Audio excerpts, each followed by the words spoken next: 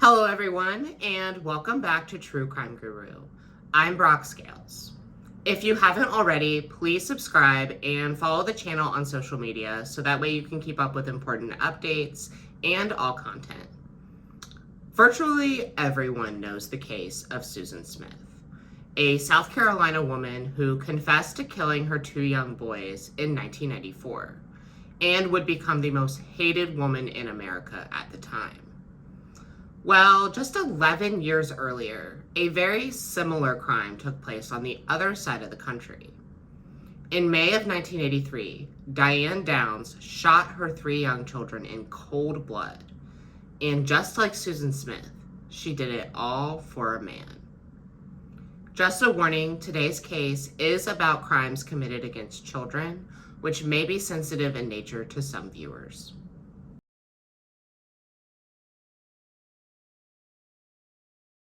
It's around 9:30, 10 o'clock at night in Springfield, Oregon. 27-year-old postal worker Diane Downs is driving down a desolate back road with her three young children, Christie, 8, Cheryl, 7, and 3-year-old Danny, are all dozing off in the back seat. The popular song, Hungry Like a Wolf, is playing on the radio. And overall, it is a nice, quiet spring night. But then, Diane sees a man flagging her down on the side of the road. For whatever reason, she pulls over to see what the man wants. He has a gun, and he demands her car from her. Diane says, "You've got to be kidding me." And without hesitation, the man pushes Diane out of the way and begins savagely shooting the three young children in the back seat. He then shoots Diane in her left arm. She pretends to throw the keys into the bushes, and as he goes running for them, she takes her chance and she speeds off. Diane arrives at the ER so that she can get help for her three children. Unfortunately, Cheryl is pronounced dead on arrival, but Christie and Danny are in critical condition. Dr. Stephen White, who treated Christie, told ABC 2020 that when he first saw her, he thought Christie was dead, that she was so close to death. Meanwhile, detectives arrive and they go to interview Diane. I have some audio of this interview. Got down a little ways and there was a guy standing in the road waving his arm. He was not like on the white line, but he was in the center of my lane. So I stopped and got out and asked him what was the problem.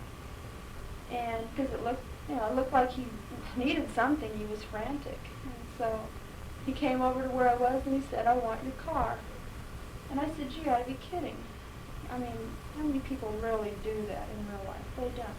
And he pushed me back and he fired into the car so many times. God, it was horrible. And my little girl raised up in the back seat. She's the only one that raised up. And Which one is that? That's Chrissy. She's the one that's still here. And she raised up and she had such a look of terror or confusion or something. I don't know. There was just a look I'll never forget, but I can't describe. And then she fell back on the seat and she grabbed at her chest. And God, it was just so that As you heard, while Diane was speaking to detectives, she was speaking very matter-of-factly and didn't seem to have much concern in her voice. Now, of course, she could just be shell-shocked after witnessing her three young children be shot by some madman.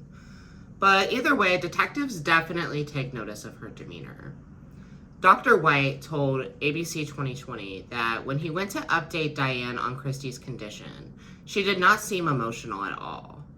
Keep in mind, she is aware that one of her children is already dead. According to Dr. White, Diane told him, "Man, I really ruined my new car." Definitely not something that you would be thinking about while your children are hanging on for dear life, and one of them having already passed. Police know they have to get on this right away. I mean, some random stranger who is willing to shoot three children is on the loose. You can only imagine the kind of alarm that would cause the public. Police were able to collect some shell casings from the scene and able to get a vague description from Diane, but good enough to get a composite sketch that was immediately released to the media. But with this crime having been so completely random, police didn't really have a lot to go on. So they asked Diane to come down and do a reenactment for them. She agrees, and in footage shown on 2020, you can clearly see her like fixing her hair and stuff before they start. Which is like kind of weird, but okay. Anyways, while she is doing this reenactment, she is laughing, cracking jokes, and didn't really seem to have a care in the world, while she is supposedly reliving the shooting of her children. She even accidentally hits her arm on the car, and then in relation to the pain, she says, "This is worse than," and then she stops herself. Investigators theorize that she was about to say, "This is worse than when I shot myself." At this point, they definitely shift their focus to Diane. For starters, nothing about her story makes any sense. She told them that the reason she was on this road in the first place was because she wanted to do some sightseeing. Who the fuck goes sightseeing at 10 o'clock at night? And then Diane, as a woman with 3 young children in her backseat, sees some strange man flagging her down on the side of the road and then actually pulls over for him. No one with even an ounce of maternal instincts would ever do that. And not to mention the fact that carjackers don't typically want cars with children in them, or do they seldomly ever kill anyone. Christie had suffered a serious stroke and was severely disabled because of this, and she was unable to speak. Danny was now paralyzed from the waist down. Meanwhile, if there's anything Diane Downs loves, it's the camera. She is doing interview after interview, usually in full hair and makeup, telling her story to anyone who will listen.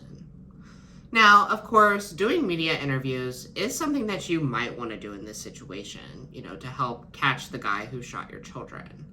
But the way that Diane Downs was doing it was a little unusual. But it would be the interview with local KEZI reporter Anne Jaeger that would be her undoing. Everybody says you sure were lucky. Well, I don't feel very lucky. I couldn't tie my damn shoes for about 2 months. It is very painful. It is still painful. I have a steel plate on my arm. I will for 1.5 years. The scar is going to be there forever. I'm going to remember that night for the rest of my life, whether I want to or not. I don't think I was very lucky. I think my kids were lucky. If I had been shot the way they were, we all would have died. My children are lucky? What fucking mother would say that about her children being shot and one of them dying? This interview with Anne Jaeger would sway the court of public opinion against Diane Downs. And Diane does something else that shocks everyone. She gets pregnant, and she does this on purpose. According to Anne Rule, who wrote the book Small Sacrifices about this crime, Diane picked a man on her mail route, and she picked this particular man because he had good looks. So I guess she wanted good genes or something. Anyway, she seduced him with a bottle of whiskey and some weed, and the rest is history. According to Anne, Diane knew her cycle pretty well and knew if she had sex, she would get pregnant. While Diane was slowly digging herself into a hole and getting pregnant, investigators were gathering evidence against her. When they searched Diane's home, they found extensive journals with entries about this man that Diane was so in love with. His name was Robert Knickerbocker, and he lived back in Chandler, Arizona, where Diane was originally from. She had apparently been carrying on an affair with him while she was married to the father of her children, Steve Downs. Knickerbocker would later say that he was happy when Diane left Arizona for Oregon, but I guess Diane did not get the memo, because she was still desperately in love with him. But the only problem was, Robert did not want any business with any children. She would write things in her diary like, "I promise my children won't be any trouble," things like that. So investigators are thinking that Diane saw her children as what was in the way between her and her love, and that's why she wanted to eliminate them. That is almost identical to Susan Smith's motive 11 years later. And that's not all they have on Diane. Diane originally told investigators that she did not own any firearms, but they would come to find out that she in fact did. Diane owned a .22 caliber handgun that she purchased back in Arizona, and this weapon would match the weapon that was used at the crime scene. But the investigators could not locate this weapon. However, they did find a rifle inside Diane's home that had some bullets inside of it that didn't go with this particular gun, but they would go in a .22. Well, it turns out that the bullets found inside the rifle matched the casings that were found at the crime scene. A witness would also come forward and say that he was behind Diane on that fateful night. He would later testify that she was driving so slowly, like 10 miles per hour or less. She was giving time for her children to die. Investigators called Diane in for another interview, and this time they're not playing any games. They roll everything out for her and really start to grill her. So she changes her story. This time she says there were 2 men, and they knew her by name. So this was some kind of conspiracy against her. Detectives aren't buying it, and they continue to try to break Diane down. But she gets hostile, and then she says that she knows who killed her children, and that they can just figure it out for themselves, and then storms out. Because a normal mother who knows who shot her children would just keep that to herself and let the detectives figure it out for themselves. Yeah, right. At this point, everyone is wondering why the hell they haven't arrested Diane Downs. Detectives certainly had enough on her to make an arrest, but they were waiting for little Christie to be able to speak so that they would have a surviving witness's testimony. Christie would eventually regain her ability to speak, but she was a little girl who was terrified to say what happened. I mean, she had been through hell. She was working with a therapist, and this therapist would have Christie do an exercise where she would write down on a piece of paper who had shot her, and then they would put it in an envelope and immediately throw it in the fire. They would continue to do this exercise over and over again until Christie was finally able to share what was on the paper. And lo and behold, it said, "My mom." Diane Downs was finally arrested on February 28th, 1984. And even while being arrested, good old Diane could not get enough of the spotlight. Diane Downs' trial took place in May of 1984. Now, of course, mothers have been killing their children for centuries, but this was one of the first mainstream cases, so the courtroom was packed. The prosecution was ready. They had reconstructed the car and used rag dolls to reenact the scene. They bring forward all of the ballistic evidence and evidence that there was high-velocity blood splatter found on the outside of the car. Remember, Diane said that this mysterious man had shot the children from the outside of the car into the car, so there shouldn't be any blood splatter on the outside. The prosecution suggests that poor little Cheryl had managed to try to escape the vehicle after being shot, and Diane panicked and shot her again, resulting in the bloodstains on the outside of the car. They also played the song "Hungry Like a Wolf" in the courtroom, and Diane starts bobbing her head and tapping her fingers.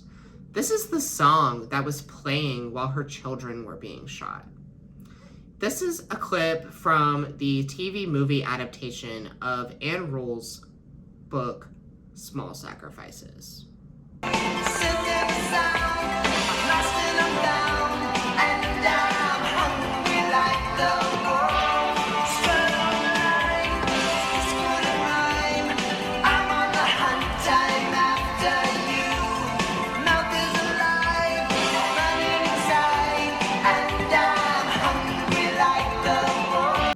One of the hardest decisions that the prosecution had to make was whether or not to put Christie on the stand. The poor little girl had already been through enough, and they were conflicted about putting her through the trauma of a trial.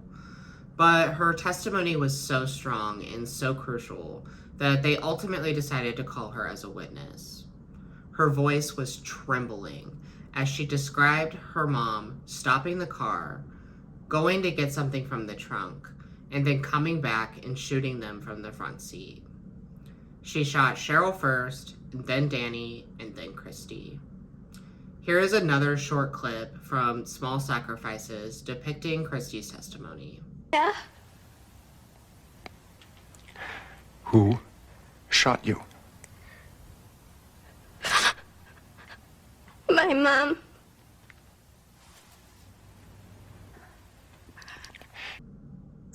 As you can imagine, it was pretty hard for Diane's defense to compile a case for her, but they did try.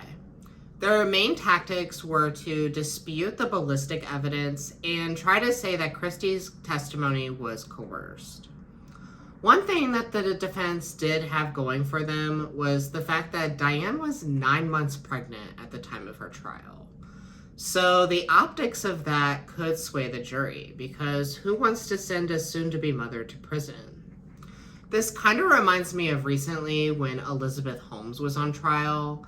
A different kind of crime, of course, but the prosecutors in that case were worried because she was pregnant during her trial as well. However, in this case, Diane was on trial for shooting her children, so I don't think the jurors were too worried about sending this particular mother to prison. And it must not have made a difference, because on June 17th, 1984, Diane Downs was found guilty of all charges, and she would be sentenced to life plus 50 years. And I know what you're all wondering. What about the baby? 10 days after Diane was sentenced, she gave birth to a baby girl. And for whatever reason, she was allowed time to hold the baby for like 6 hours, I think. This baby girl would be adopted by a couple named Jackie and Chris Babcock, and they would name her Rebecca, or Becky. Christie and Danny would actually be adopted by the prosecutor in Diane's case, which is an interesting anecdote because you don't hear that every day. About 3 years after Diane was sentenced, on July 11th, 1987, she actually managed to escape from prison. She managed to scale a 16-foot fence and threw a coat over the barbed wire and hopped right over. The community, of course, was on high alert, especially the prosecutor and his wife, since they had adopted Christie and Danny. The Babcocks were worried as well. To this point, they had managed to keep the identity of Becky's biological mother under wraps from people that they knew, but when Diane escaped from prison, they were forced to let some people know so that they could keep Becky safe. Apparently, Diane was able to hitch a ride into town. Now, instead of trying to flee the state or the country, as one would expect, Diane did not go very far. She showed up at the doorstep of a man named Wayne Cipher, who only lived a few miles away from the prison. Cipher was related to a prison mate of Diane's.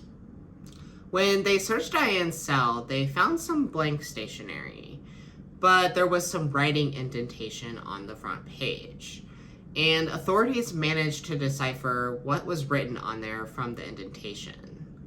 What they found was essentially a map from the prison to Cipher's home.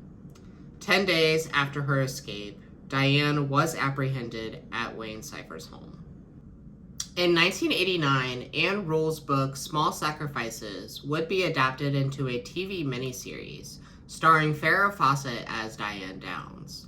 Fawcett would be nominated for an Emmy for her performance. As for Diane's children, Christie and Danny went on to live very good lives, which they deserved that and everything more. They've also managed to live pretty private lives as well and have never spoken to the media about what happened. And as far as I can tell, the media outlets have respected their privacy, which makes me very happy that they didn't have to live their lives in the shadow of this horrific event. Becky, on the other hand, like most children who are adopted, did start to become curious about who her biological mother was around age 8. The Babcocks did tell her that her mother was incarcerated, but would never elaborate or tell her what for. Until one day, when Becky decided to trick her babysitter. She made the babysitter think that she already knew or knew more than she actually did. And the babysitter would give up the name of Becky's biological mom, Diane Downs. Becky told 2020 that she went to Barnes & Noble and located the book Small Sacrifices. And finding out who her biological mom really was quite unsettling for her. Understandably so. In her adult years, Becky did make the decision to write to Diane in prison. Diane did write back, and at first it seemed pretty nice and cordial. But eventually, Diane would start to write very vulgar and mean things to Becky, and accuse her of being a part of some kind of conspiracy against her or whatever. So, of course, Becky cut off the communication. Becky has gone on 2020, The Oprah Winfrey Show, and other programs to talk about being Diane Downs' daughter. But thankfully, it doesn't seem to have gotten the best of her, and she is living a nice, quiet life. This case is very disgusting and just so tragic. Thankfully, Diane Downs has been denied all of her parole hearings and is still serving her sentence at an Oregon correctional facility. Personally, I hope that she dies there and burns in hell. Thank you everyone for watching. If you enjoyed this video, please make sure to hit the like button, and I would love to hear your guys' thoughts on this case. So feel free to use the comment box and follow the channel on social media so that we can interact and engage in this case. If you haven't already, please subscribe so that you can stay up to date on all content.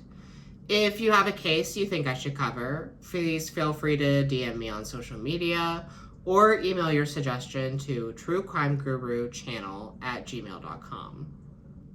I am off next week, but please join me in 2 weeks when I discuss the heartbreaking disappearance of 12-year-old Jaliek Rainwalker, a missing child who is still missing to this day. This case absolutely breaks my heart and desperately needs attention, so please join me in 2 weeks for this case.